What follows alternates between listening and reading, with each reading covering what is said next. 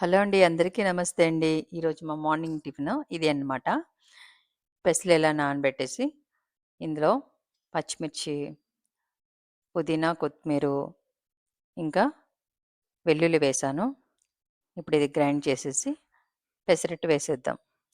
ఇందులో పుదీనా, కొత్తిమీర వేయండి పెసరట్టులో. ఫ్లేవర్ చాలా చాలా బావుంటుందండి.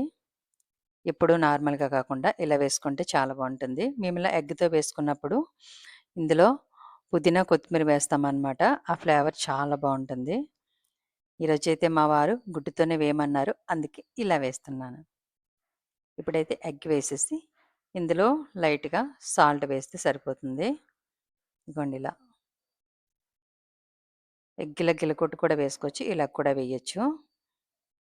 ఇప్పుడైతే ఎగ్‌తో పెసరట్టు రెడీ అయిపోయింది. మాకిది చాలా చాలా ఇష్టమండి. మీరు కూడా ఇలానే చేసుకుంటారా?